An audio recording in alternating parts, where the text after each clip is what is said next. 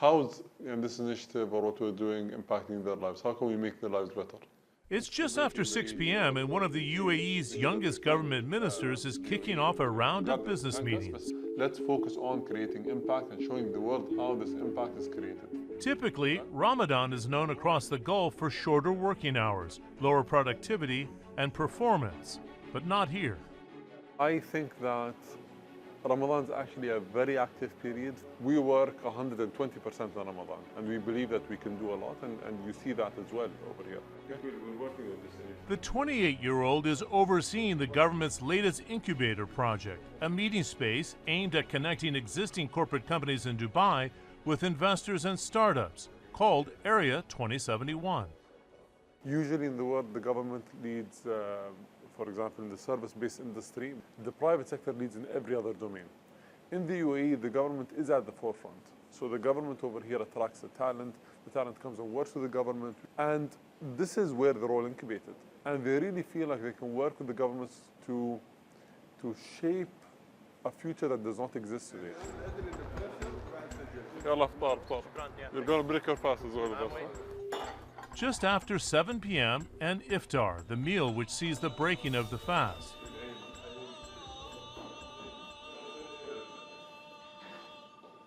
It's a very social occasion, usually spent with family and friends. Over the next 6 hours, we'll be crisscrossing the city with a stopover at a mosque for the mandatory prayers.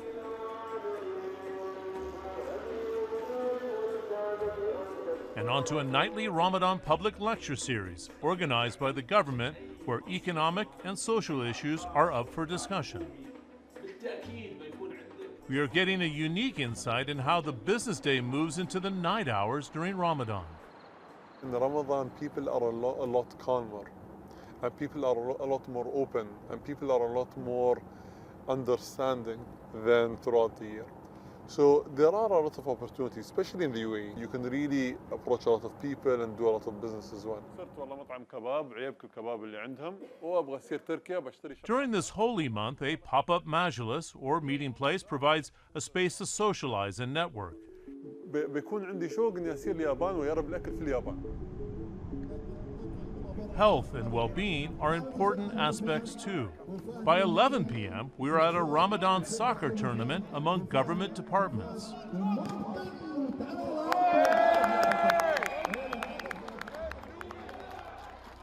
As a city, Dubai is a major global player and is having to adapt. In 2011, a report estimated that the UAE lost $1.4 billion in GDP during the month of Ramadan. In the last few years, laws around businesses opening during the day have been relaxed. Even some hotels are now allowed to serve food and alcohol. I think it's a good thing. With every cosmopolitan city and country on earth, it's not about certain cultural or religious rituals. It's about, improving people's lives. But old customs are still critical and very much alive. Just past midnight, we are at a traditional majlis, a private meeting room which is prevalent in Arab homes across the city.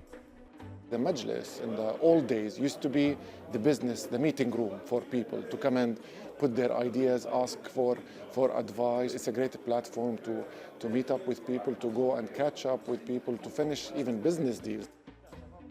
A unique way of greeting.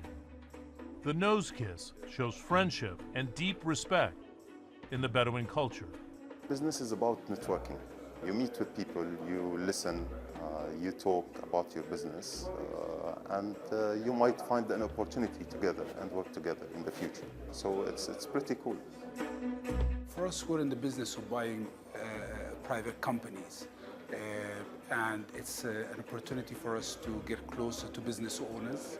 And I guess most importantly, in a very relaxed environment. It's different than the office environment, which can be more rigid. This night ends with a lavish pre-dawn meal known as suhoor. Another night of networking has taken place. New business connections and deals have potentially been done. John Defterius, CNN, Dubai.